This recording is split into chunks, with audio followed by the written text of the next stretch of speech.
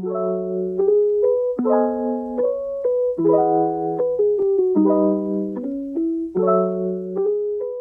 Sobat Genbi, selamat datang di Bincang Aksi, podcastnya Divisi Pengabdian Masyarakat yang akan mengajak kalian untuk ngobrol mengenai aksi-aksi nyata di masyarakat. Langsung aja, untuk episode kedua kali ini akan dibawakan oleh saya sendiri, yaitu Agenda Sitepu.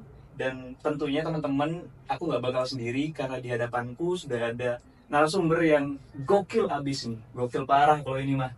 Kenapa bisa gokil banget? Aku spill dikit, soalnya narasumber kita itu semasa dia masih berstatus mahasiswa sudah membuat sebuah komunitas sendiri. Padahal menurutku pribadi, biasanya mahasiswa itu kan kalau nggak organisasi, ya dia internship gitu. Jarang ada yang mau mikir untuk buat komunitas. Nah, kenapa kok mau membuat dan juga bagaimana sih kisah lebih lengkapnya lagi akan kita langsung tanyakan ke narasumber kita. Langsung kita mulai saja dan teman-teman di sini tolong aku minta tolong tepuk tangannya karena kita bakal menyambut dengan meriah narasumber kita. Langsung saja selamat datang kepada narasumber kita, Kak Safira Ayuning. Tepuk tangan dengan meriah banget nih ya. Halo Kak Safira. Ini sorry banget panggilannya apa nih Kak? Apakah Kak Fira, Kak Ayu, Safira atau apa ini Kak? Oke, Vira aja deh boleh. Oke, Kak Fira ya. Oke. Aku kan tadi habis sedikit background checking juga nih Kak kebetulan. Takut banget nih background checking ya. Enggak kok, ini aman. Tahun ini Kak Fira baru wisuda ya Kak kalau nggak salah. Bener atau informasi saya bener atau enggak ini Kak? Bener. Aduh, memudahkan diri nih. Tahun kemarin sebenarnya nih Kak Agim nih. Tapi gak apa-apa, kalau dianggap tahun ini alhamdulillah sih Oh masih muda iya, banget ya. Tahun kemarin. Oh tahun kemarin. Oke, sepertinya informasi saya salah ya teman-teman. Maaf sekali. Kalau gitu nggak apa-apa Kak. Selamat wisuda sekali lagi. Dan bagaimana Kak life after graduate-nya? Apakah lebih enak atau justru lebih mantap untuk life before graduate-nya Kak? Kalau lebih enak sih relatifnya hidup tuh selalu pasti upgrade ya. Oke. Jadi sedih. tantangannya semakin banyak Oke. sih. Itu aja sih. Tantangan semakin banyak ya, upgrade dia harus semakin juga Oke. ya. Tapi overall lebih enak mana? Enak itu ya, overall sih masih bisa bahagia sih, Masih. alhamdulillah ya. Masih bisa bahagia. Oke, baik. Nah, ngomong-ngomong life before dan life after graduate nih. Tadi kan aku sempat singgung dikit nih Kak mengenai bahwasannya Kakak selama masa berkuliah itu sudah aktif dalam kegiatan sosial, terbukti dengan membuat sebuah komunitas. Nah, selain membuat komunitas, apa aja sih Kak yang pernah Kakak lakukan semasa-masa menjadi mahasiswa di kegiatan sosial mungkin Kak? Bisa dijabarin sedikit banyaknya? Oke, Kak Agin, aku sedikit flashback sama saya hello dulu mungkin sama Oke, teman-teman boleh. dari podcast Bincang Aksi nih Oke, dari silakan. Divisi Pengabdian Masyarakatnya Betul. Genbi ya. Keren banget sih anak-anak muda yang masih bisa selalu untuk apa istilahnya belajar dengan di masyarakat dan selalu mendukung nih. Aku senang banget kalau ketemu sama generasi seperti ini teman-teman nih. Nah, kalau ngomongin dulu pernah ngapain aja selama kuliah dan mungkin setelahnya, mungkin aku sedikit menyinggung beberapa tahun mungkin di awal aku maba. Oke. Aku pernah join di acaranya apa namanya Fakultas UGM. Oke. Itu kita kayak bikin live action tinggal di satu desa kayak gitu. Kok agak lupa nama acaranya apa teman-teman. Nah, namanya Sorem. Oke. Social area apa gitu. Nah, di Sorem itu kita dibagi di beberapa divisi nih. Nah, kita tuh bakal tinggal live action di sana selama 3 hari di salah satu desa. Itu tuh bener aksesnya tuh cuma jalan setapak 22. Dan itu akses ujungnya tuh pantai kayak gitu. Jadi bener-bener kayak desa yang bener-bener desa. Daerah mana itu? Daerah Tepus apa ya? Tepus tapi yang bener-bener kayak desa kayak gitu. Nah, itu tuh kayak sinyal nggak ada. Jadi 3 hari itu aku nggak buka sosial media WhatsApp sama sekali karena emang nggak ada sinyal. Dan di sana itu air bener-bener susah. Jadi kalau teman-teman pernah dengar Gunung Kidul sampai beli air PDAM ya gitu, itu beneran ada. Dan aku beneran ngerasain. Nah, kebetulan situ aku di divisi ekonomi. Jadi kita coba mengulik potensi desa apa sih yang bisa kita kembangin di sana. Jadi sebelum kita tinggal 3 hari itu kita bikin riset simpel dulu sih Kak. Kita bikin riset simpel, kebetulan mayoritasnya sih anak-anak UGM. Jadi yang non UGM itu cuma 3 biji. yang 2 UPN, yang 1 WNS. Jadi ya kita menyesuaikan kayak gitu. Karena topik mereka pertanian, jurusan pertanian tentang pertanian. Jadi aku sebagai anak ekonomi ya, iya atas maba ikutan proyek kampus lain yang bukan jurusanku apalagi kayak gitu. Tapi overall itu benar-benar kayak tahun pertama yang buat aku kayak oh ternyata kita tuh anak kuliahan tuh digantikan banget sama mereka kayak gitu. Karena kita tinggal satu rumah tuh satu anak. Jadi kita tuh kayak ikut induk semang kayak gitu. Nah itu dari situ kayak aku belajar kehidupan di desa seperti apa, desa yang beneran desa seperti apa. Terus aku ikutan ini apa namanya, teman-teman tahu padi apa sih namanya, padi yang ditanamnya itu di kebun, padi gogo apa ya namanya. Nah itu ikutan juga menjaknya, ikutan nyebarnya kayak gitu. Jadi berbaur kayak gitu. Selain kita fokus ke project, kita berbaur kehidupan masyarakat yang di sana. Jadi harapannya project yang kita ajarkan ke mereka itu tentang hidroponik. Karena di sana tuh sayur ya susah, airnya juga susah. Jadi kan kalau hidroponik kita harapannya hidroponik itu bisa hidup di kapanpun selama ada air, gitu, selama ada nutrisi. Nggak perlu pakai tanah. Nggak perlu pakai tanah juga. Nah kita mengajarkan hidroponik. Hidroponik kan bisa dijual juga nih untuk kedepannya sayurannya yang dihasilkan oleh mereka kayak gitu. Ada nilai ekonomi. Ada nilai ekonominya di sana. Nah itu awal maba banget aku ikut itu. Terus aku juga ikut komunitas di Yogyakarta, namanya Sedadu Kumbang. Itu komunitas anak-anak UPN yang dulu menang PKM juga. Nah aku ikut di sana sebagai volunteer. Kemudian selain itu aku juga ikut UKM, UKM ISR. Divisi juga pengabdian masyarakat teman-teman. Jadi kayak masyarakat banget ya, masyarakat banget nih kayak gitu. Nah divisi pengabdian masyarakat kita ada beberapa project kayak kalau dulu waktu aku maba banget, aku ngelepas penyu di mana itu apa namanya, emang kita di kawasan konservasi penyu kayak gitu. Jadi emang di Jogja dia di tepi pantai. Aku lupa pantainya apa tuh, daerah Bantul. Daerah Bantul itu jadi kita ngelepas penyu atau tukik kayak gitu yang anakannya supaya mereka istilahnya bisa berkembang biak kayak gitu. Kan udah dikonservasikan, kemudian kita lepas kembali ke alam kayak gitu harapannya. Terus ketika tahun 2021 ya itu ikut Wira Desa, jadi project dari Kemenristek Dikti. Kayak kalau teman-teman pernah denger nih tentang PKM, nah itu sama kayak PKM, cuma dia fokusnya di pengembangan. Kalau Wira Desa kan wira usaha desa, fokusnya ke pengembangan UMKM nih teman-teman. Jadi kita di sana kita bikin proposal tentang UMKM mana sih mau kita angkat, potensinya seperti apa, kedepannya strategi mau seperti apa yang mau dikembangkan di sana gitu. Itu sih mungkin ya Mas Agin sedikit cerita tentang flashback beberapa apa namanya aktivitas sosialnya ya. Nah itu kan kurangkum tadi kayaknya ada 200 ya teman-teman, ada 200 kegiatan yang diikutin. Nah kalau boleh tahu yang paling memorable dari semua yang tadi itu apa aja? Yang paling memorable itu sebenarnya waktu Wira Desa teman-teman. Kenapa aku bilang paling memorable? Karena waktu Wira Desa itu lama, 6 bulan dari pengajuan proposal. Kita pelaksanaan sekitar 4 bulan. Kita tinggal beneran di desa itu. Namanya Desa Girerejo Imogiri teman-teman. Beneran memorable ya masih sekarang. Karena apa namanya itu benar-benar memorable banget ya. Nah di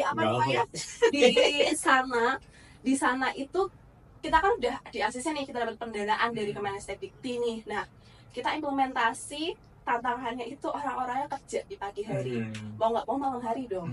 Kita juga pagi hari waktu itu kuliah online 2021, kita ada COVID kali itu. Jadi kuliah online. Terus tantangannya masyarakatnya itu kalau mau diajak kegiatan malam. Nah kita kan nggak mungkin OTW dari Jogja sampai Imogiri malam kan, nggak mungkin juga persiapan dan lain sebagainya, nggak bisa. Akhirnya kita memutuskan untuk tinggal di sana selama 3 bulan. Jadi beneran tinggal di sana, kita nyewa rumah, kita ya istilahnya proyekan di sana. Jadi kita melakukan pendampingan kepada 3 UMKM. Ada UMKM keripik pisang, wedang uwuh, sama bakso tusuk. Nah, ada historinya nih teman-teman, kenapa wedang uwuh tuh bisa dibilang dari daerah Imogiri. Karena ternyata historinya itu wedang uwuh tuh kayak istilahnya minuman dari raja-raja Mataram zaman dulu kayak gitu. Itu kan ada makam-makam Raja Mataram. Nah, bahan bakunya itu di kawasan sekitar makam-makam Raja Mataram itu. Jadi ada nilai historisnya juga kayak gitu. Nah, di salah satu dusun yang kita tinggali ternyata itu juga menjadi pusat pengrajin keris sejak zaman Kerajaan Mataram zaman dulu. Jadi kayak sampai sekarang gitu masih? Sampai sekarang masih. Okay. Bahkan namanya Dusun Banyu Sumurup kayak gitu. Itu full pengrajin keris. Jadi selain kita belajar sama ketiga UMKM, ngembangin 3 UMKM itu, kita juga melihat dari prospek desanya, potensinya seperti apa yang akan dikembangkannya juga gitu. Jadi kita berkegiatan sesuai dengan apa yang udah kita rencanakan di sana. Nah, kenapa kok paling memorable? Karena kita Wiradesa kan sebenarnya maksimal 10 orang, tapi kita cuma 6 orang. Oke. Dengan proyek yang begitu besar, bagi kami begitu besar.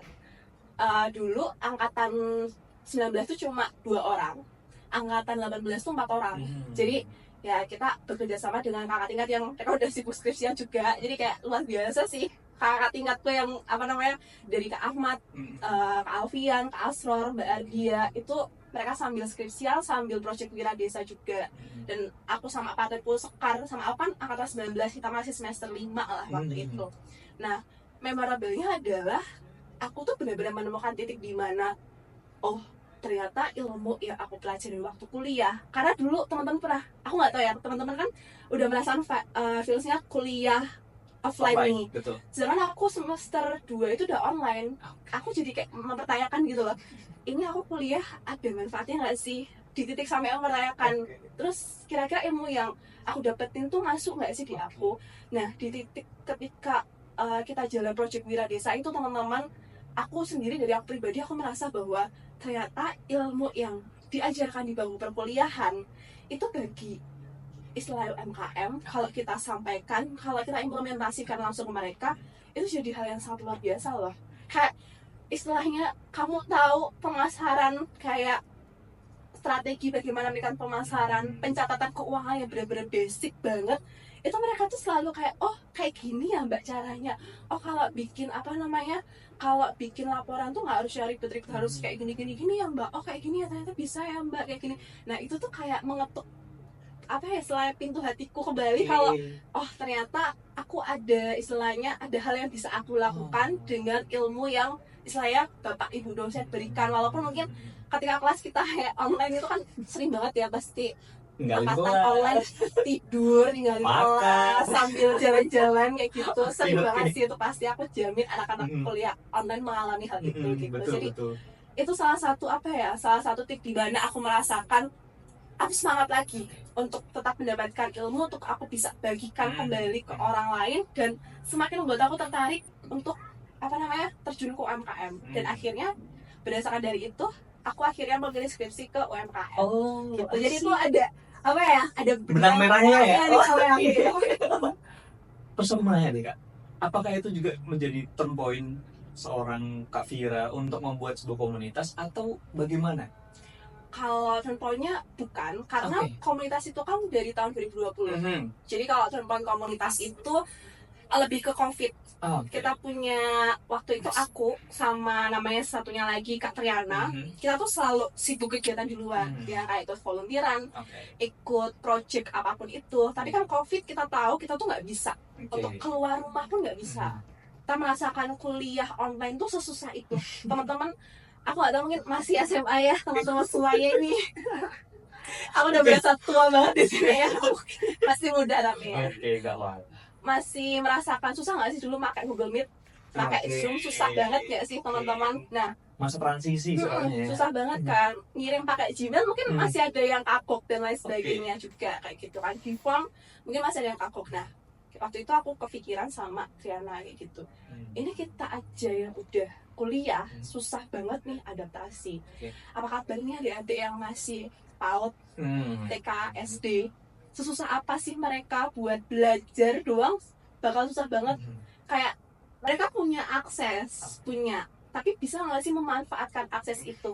Itu kan jadi kayak pertanyaan besar ya. Pertanyaan besar, dan itu kayak itu masalah semua pihak.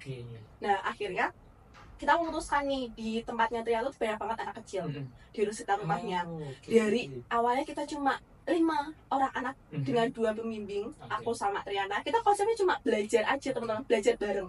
Kenapa namanya komunitas nol bareng? Karena kita belajar bareng. Awalnya dari situ. Dari situ. Ibaratnya aku sama Triana tuh nggak merasa kita jadi guru terus ada deh pokoknya kamu belajar dari aku ya, aku kamu kayak gitu. Enggak, tapi kita belajar dari adik-adik tentang bagaimana cara mereka kayak istilahnya anak kecil tuh gak bisa bohong ya, nah ekspresi kehidupan. Cara mereka merespon kebahagiaan, cara mereka terkejut, kita tuh belajar kembali. Karena seringkali sebagai orang dewasa kita lupa mengekspresikan kebahagiaan kita. Itu yang aku selalu belajar dari anak-anak tuh, mereka nggak malu gitu loh. Kenapa kita sebagai orang dewasa kadang merasa malu untuk mengekspresikan kebahagiaan, kesedihan dan lain sebagainya kayak gitu. Nah akhirnya dari 5 orang dengan 2 tentor, kita tuh sering banget bikin story WA. Karena aku bukan anak yang IG banget di update di IG, tapi WA kayak gitu. Terus banyak yang komen nih dari segi Triana maupun dari segi aku nih, kayak acara apaan nih, kok ada kumpul-kumpul, kok ada anak-anak kayak gitu, mau ikut dong. Nah semakin bertambah mencapai titik 50 volunteer dengan kurang lebih 70-80 anak. Itu masa pandemi teman-teman, tahun 2020 juga? 2020 itu masa pandemi. Jadi mohon maaf ya pemerintah, dulu saya termasuk orang-orang yang bandel sekali untuk stay di rumah. Oke. Menarik banget ya. Ini berarti latar belakang dari terbentuknya komunitas Nau Bareng ini. Betul, jadi historia seperti itu sih Mas Agir. Kalau boleh tahu, emang sebetulnya nih apa sih sekarang nih Komsibar nih sebetulnya apa Kak? Kalau Komsibar sendiri kita emang dari awal komunitas ya teman-teman. Kita bergerak di bidang pendidikan serta sosial nih. Nah kita masih megang value-nya itu. Kita punya slogan dariku untukmu, darimu untukku. Sesuai tadi aku sampaikan bahwa siapapun kamu tuh nggak, istilahnya tuh jangan anggap dirimu sebagai orang yang lebih. Walaupun dengan pendidikan, dengan status sosial lebih tinggi, karena kita tuh sama, kita tuh bisa belajar dari siapapun itu, dari manapun itu, tanpa memandang suku, ras, etnis apapun itu. Jadi kalau bentuknya komunitas, komunitas, tapi kita punya sekarang kegiatannya mungkin kalau dulu lebih ke di sekretariatnya, kita berkembang, kita mulai kegiatan yang ibaratnya bekerja sama dengan pihak luar, kayak contohnya Sinau Bareng di sekolah.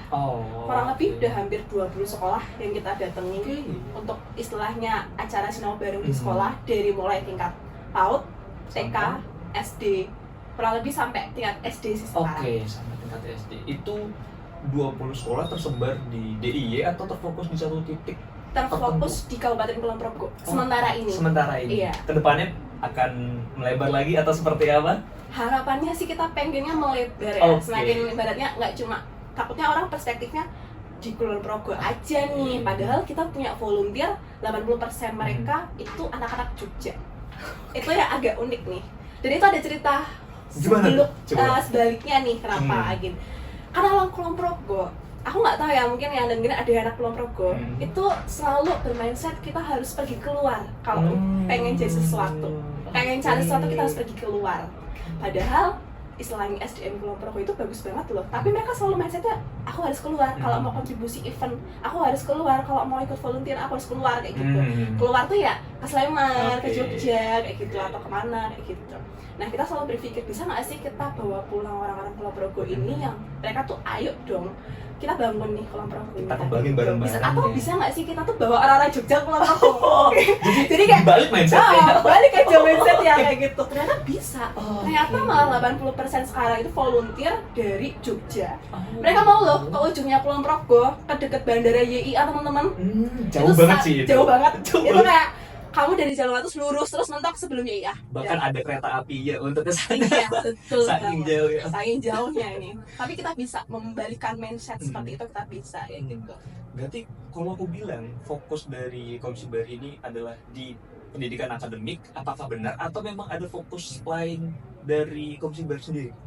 Kalau dibilang akademik, kita nggak fokus di akademik sebenarnya Mas Agin. Kita malah mengajarkan hal yang sebenarnya nggak diajarkan di sekolah nih teman-teman. Kadang kayak materi tentang sopan santun nih, mungkin di sekolah cuma diajarin PPKN, jadi pekerti. Tapi aku nggak tahu perkembangan zaman sekarang, materinya kan sekarang anak-anak SD Betul. luas banget nih, Betul. karena kurikulum Udah. merdeka kemarin kan. Iya, betul. Agak beda juga di situ. Nah, kita mengajarkan tentang kayak kalau Gen B kan fokus di uang nih. Salah satunya konsep uang. Kita pernah ngajarin, Mas. Oh. Jadi dulu pernah bikin kegiatan, intinya tuh kita punya barang bekas. Ada koran, ada kardus, ada rafia, ada sedotan bekas. Barang bekas ini silahkan istilahnya diubah jadi suatu barang yang bisa diperjualbelikan. Tahu nggak itu proses istilahnya? Dalam proses itu anak-anak harus beli si barang bekasnya dengan harga yang murah, katakanlah 1.000 tapi dapat banyak. Nah, mereka membangin jadi satu produk, entah itu misalnya katakanlah vas, celengan atau apapun itu, berarti kan itu menambah nilai dari satu produk, jadi harganya jauh lebih mahal. Itu konsep sederhana, tapi mungkin di sekolah nggak diajarkan kayak gitu. Jadi selaras juga nih sama Gen B nih. Kapan nih bisa Gen B main ke Komsibar? Boleh banget. Mungkin nih divisi yang terkait bisa ya menghubungi langsung dan siapa tahu bisa berkolaborasi banget ya. Sosialisasi keadaan tentang apa itu mungkin rupiah lebih detail lagi ini. Kalau kita kan secara simpel aja kayak flow-nya seperti itu gitu. Jadi kita lebih menekankan soft skill-nya sih. Jadi kayak apa sih yang adik-adik itu nggak dapetin di sekolah, tapi kita bisa berikan dengan berlatar belakang teman-teman volunteer dari B1 sampai base sekarang ini tuh kemarin banyak banget kayak dari kedokteran ada, dari hukum ada, dari ekonomi ada. Bahkan kalau guru tuh baru 2 base terakhir ini ada yang guru kayak gitu. Beneran bukan sarjana, bukan mahasiswa yang sedang berkuliah jurusan keguruan, tapi emang guru betulan. Ada yang guru betulan, saat ini ada yang dia bekerja sebagai guru. Dan kalau dari awal berdiri sih kita kebetulan nggak ada yang guru malah. Jadi itu jadi apa ya, cerita susahnya kita untuk membangun materi. Karena ada yang dari pariwisata dan lain sebagainya, pertanian. Jadi kayak ya kita nggak ada basic yang guru ya. Jadi ya kita mencoba merambah-rambah gimana sih cara buat menyampaikan pertanian. Kita pernah ngajarin adiknya nanem. Jadi kayak apa namanya, bayam yang kalian makan tuh dari bibit ini loh, ditanam kayak gitu. Jadi kita mencoba menyalurkan itu tadi, ilmu dari setiap orang di perkuliahan yang bisa berikan ke anak-anak seperti apa kayak gitu. Jadi nggak berpaku pada ayo kita kelas nih 1 tambah 1 berapa, oke kita kelas bahasa Inggris, hello my name is bla bla bla gitu. Enggak, kita lebih ke membangun dari segi sosial, membangun dari segi soft skill si adik-adik. Bukan pendidikan saja ya berarti ya, bukan yang formal saja, bahkan yang non formal pun diajarkan di sana. Betul banget nih Mas. Tadi aku denger latar belakangnya beda-beda nih, ada hukum, dokter, ada pertanian, semuanya. Dengan latar belakang seperti itu, ada strugglingnya sendiri nggak? Kata sebagai person itu kan sebagai ketuanya ya kan? Apakah ada struggling itu sendiri? Kalau strugglingnya ada, karena itu pengalaman pertama aku buat pimpin komunitas. Aku sama Triana selalu berpikir seperti ini, kita tuh punya SDM yang luar biasa, dengan latar belakang yang luar biasa. Kira-kira mereka tuh sebenarnya menyesal nggak sih join kita? Kadang pikiran sebagai seorang leader tuh seperti itu teman-teman. Rasa insecure seorang leader tuh kayak bisa nggak sih kita memberikan ruang yang benar-benar mereka butuhkan kayak gitu. Nah tapi ternyata orang-orang dari base 1, base 2 itu mereka tuh masih kontekan ke kita sampai sekarang. Jadi berarti mereka tuh loyal banget. Ibaratnya Komsibar mau ada event apapun, mereka tuh siap banget buat support, siap banget buat datang. Kalau misalnya mereka luang, nggak ada yang mengganggu waktu pekerjaan atau apapun itu, mereka bakal support di kita. Berarti kan mereka benar-benar dari hati gitu. Jadi kayak tulus ya. Jadi kayak fun fact-nya, ketika kamu istilahnya ada di satu komunitas yang teman-teman kalian tuh bakal bertemu sama orangnya yang satu visi gitu. Jadi struggle-nya itu ya itu tadi Mas, kita harus mengelola istilahnya, mereka punya istilahnya impian, punya ekspektasi. Nah kita tuh mengawal dan mengelola ekspektasi dari setiap anggota tentang arah jalannya komunitas mau dibawa kemana sih sebenarnya kayak gitu. Oke. Berarti kan dari Kak Vira sendiri berhasil untuk mengatasi semua struggling itu, atau mungkin ada hal yang masih mengganjal pada saat itu Kak, sampai sekarang kayak untuk teman-teman bisa kasih tips and trick gitu supaya kedepannya kalau mau join aksi sosial atau misalnya mau setidaknya gabung komunitas Kakak, mungkin bisa dikasih sedikit tips and tricknya Kak. Oke, kalau kita ngobrolin tentang berhasil atau tidaknya, aku rasa aku tuh nggak pernah bisa menilai diriku berhasil atau tidaknya, karena yang kita tahu hingga saat ini ya teman-teman, komunitas itu masuk ke tahun ketiga. Itu banyak banget yang udah nggak sustain. Maksudnya apa? Nggak sustain tuh mereka berhenti. Berarti orangnya, pengajarnya apa? Iya, dari si foundernya udah nggak meneruskan, dari istilahnya kepengurusan nggak ada yang lanjutkan. Nah, itu kita di tahun keempat ya, maksudnya kan udah melewati tahun keempat nih, kita memperjuangkan itu sih, karena histori di baliknya itu sudah sebesar itu gitu loh, dari pihak-pihak yang istilahnya mendukung dari awal, dari nol banget, itu udah banyak gitu loh. Sayang banget kalau misal berhenti. Dan orang-orang yang menerima kebermanfaatan dari program Komsibar itu juga udah banyak gitu. Jadi kayak kalau misal ini berhenti, nggak cuma eman-eman, tapi kayak kapan lagi sih kita bisa mewadai anak muda buat berkegiatan sosial sekaligus mereka juga mengimplementasikan apa yang mereka punya kayak gitu, tanpa melihat istilahnya aku insecure dan lain sebagainya kayak gitu. Jadi mereka bebas mengimplementasikan asalkan memang itu bermanfaat bagi pihak yang emang menerimanya kayak gitu. Nah, kita di tahun keempat ini memikirkan bagaimana kita bisa sustain, gitu, bisa bertahan di era gempuran. Mungkin kalau tahun 2021 aku bisa bilang itulah puncaknya komunitas-komunitas di Jogja. Karena banyak banget komunitas yang berdiri dan tumbuh di tahun 2021. Tetapi di tahun 2023 itu kebalikan, off. Banyak banget komunitas yang off. Karena sedikit banyak aku juga mengenal beberapa orang yang jadi IC komunitas tersebut gitu. Jadi kalau tips and triknya buat yang mau join komunitas, ya kamu pertama tanya dulu nih, kamu kenapa mau join kayak gitu. Jadi kamu pasti punya alasan. Nah, alasan itu sesuaiin sama kamu pemilihan komunitasnya nih. Kamu pengen banget join berkontribusi di komunitas yang dia pecinta lingkungan, ya kamu jangan join di komunitas pendidikan. Karena kan itu motivasi kan yang jadi pendorong kamu buat ikut terus kan. Walaupun kamu capek, kamu bakal ikut terus di situ kan karena kamu punya motivasi. Nah, tentuin tujuan awalnya kenapa join, terus baru milih nih komunitas. Jadi bikinlah riset-riset kecil. Aku yakin komunitas Jogja masih banyak, jadi bikinlah riset-riset kecil, kegiatannya seperti apa. Kalau kamu ngerasa kayak kegiatan cocok nih, kalau misalnya ada peluang buat nyobain kegiatan yang 1 hari aja atau yang bersifat enggak lama, itu coba join. Kamu ngeliat kulturnya di sana seperti apa. Kalau cocok ya bolehlah apply di situ kayak gitu. Itu mungkin kalau dari sisi orang yang mau join komunitasnya. Kalau dari komunitasnya sih struggle-nya itu tadi, tentang keberlanjutan komunitas itu jadi tantangan terbesar sih kayak gitu. Berarti lebih sulit untuk menjaga biar dia sustain dibanding membangun komunitas itu, atau gimana? Betul. Jadi kalau membangun kan ibaratnya kita masih punya semangat menggebu-gebu, SDM kita masih punya, masih dalam catatan SDM-nya itu istilahnya apa ya, masih mendukung secara sepenuhnya. Cuma kan kalau di keberlanjutan kan orangnya udah beda, otomatis harus menyelaraskan lagi nih Kak. Nah, disinilah tantangannya teman-teman. Nggak bisa langsung nih kalian istilahnya nge-briefing si volunteer untuk besok kalian harus bikin project-project seperti ini ya. Mereka belum tahu nih culture-nya Komsibar itu seperti apa, kegiatan project yang dimaksud di Komsibar itu seperti apa. Jadi harus sinkronin awal lagi nih, modenya mode diawalin lagi. Nah itu kan susah ya. Kayak berarti kalau kita masuk perusahaan, kita sebagai karyawan baru itu kan harus menyesuaikan. Nah kurang lebih sih komunitas atau organisasi permasalahan seperti itu. Betul. Nah selain itu dari sisi funding, karena kan kita non-profit. Jadi NGO ya? Betul, NGO, walaupun belum secara resmi dilegalkan secara NGO. Jadi ya mohon doanya semoga di tahun ini bisa berarti sudah ada proses yang dilakukan untuk mengarah ke sana? Sementara kita baru nyari funding buat melangkah ke proses tersebut sih.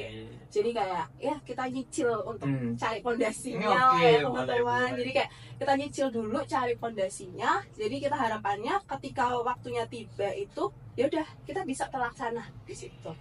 Gitu. Jadi kalau di breakdown lagi banyak banget, cuma ya itu yang poin pertama adalah sustainnya itu sih. Nah Kak, ini kayak udah di akhir-akhir podcast nih. Aku mau kasih waktu untuk Kakak bisa promosiin tentang Komsibar. Siapa tahu teman-teman yang denger nih tertarik dan ingin join ke Komsibar ini sendiri. Silakan Kak. Oke, nah mungkin buat teman-teman mendengar podcast ini atau siapapun yang menonton, kita selalu terbuka banget nih teman-teman dari komunitas Sinau Bareng ataupun Kopsibar untuk misal teman-teman berkolaborasi ataupun mau berkegiatan bersama kita sebagai volunteer. Nah, kalau untuk berkolaborasi kita selalu terbuka, bisa menghubungi lewat Kopsibar sendiri. Nah, kalau untuk menjadi volunteer ditunggu ya terkait dengan waktu oprek-nya nih, karena kan ada periode oprek-nya nih. Ada timeline sendiri berarti ya. Jadi enggak selalu kita oprek, cuma mungkin dalam beberapa event seperti Sinau Bareng di sekolah kita selalu oprek volunteer 1 hari. Jadi mungkin kalau teman-teman yang pengen banget ngerasain feel-nya ngajar di sekolah selama 1 hari, tapi nggak full 1 hari sebenarnya, mungkin dari jam 7 sampai jam 12-an biasanya jam anak sekolah lah ya. Betul banget nih Kak. Nah itu bisa banget join di Sinau Bareng di sekolah nih. Atau teman-teman kayak biasanya kita sering banget terima mahasiswa ya yang mau riset kayak gitu. Bisa juga. Bisa ada mata kuliah tuh komunitas atau apa kayak gitu, mereka bisa riset di komunitas kayak gitu. Kita juga bisa menerima juga kalau mau diskusi dan lain sebagainya juga bisa seperti itu. Kalau boleh tahu Kak timelinenya untuk oprek dan juga mungkin ada event terdekat dari Kopsibar sendiri, apakah ada? Kalau untuk event terdekat mungkin di sekitar sekarang udah bulan November ya Kak. Betul. Mungkin di sekitar November akhir dan Desember kita bakal ada beberapa event yang jalan. Kalau pastinya setiap 2 minggu sekali Kak, kita ada event namanya Pojok Literasi. Pojok Literasi tuh setiap 2 minggu kita ada di Car Free Day. Kita membawa buku-buku koleksi komunitas Sinau Bareng untuk dibaca ke masyarakat secara gratis. Gak cuma itu, kita buka juga mewarnai. Kadang kalau full tim kita juga mendongeng di sana. Kalau semua teman-teman penasaran, boleh banget join pas waktu itu, boleh banget. 2 minggu sekali di hari? Di hari Minggu. Di hari Minggu. Betul. Berarti minggu kemarin sudah atau kalau kemungkinan sih minggu ini. Iya, minggu ini. Tapi kita nggak tahu nih tayang podcastnya kapan. Betul, minggu ini. Tanggal aja deh kalau kayak gitu. Kalau minggu depan tuh tanggal berapa ya? Wah. Minggu ini tanggal berapa sih? Sekarang sih tanggal 8. Tanggal 10. Tanggal 10-an. Iya, 10 November sih. Rencananya sih 10 November. Cuma kan biasanya sesuai kondisi volunteer yang ada di lapangan gitu. Begitu teman-teman. Jadi 10 November kemungkinan besar akan ada. Semoga podcastnya tampil sebelum 10 November ya, supaya teman-teman bisa join. Kalaupun enggak, masih ada 2 minggu setelah 10 November. Pokoknya informasinya itu akan diupdate di @Kopsibar. Jangan lupa di-follow kalau gitu. Follow dulu @Kopsibar ya teman-teman ya. Terima kasih banyak waktunya Kak Vira. Mungkin kita sudah di akhir podcast teman-teman. Semoga bermanfaat dan see you di next podcast. Bye-bye teman-teman. Bye.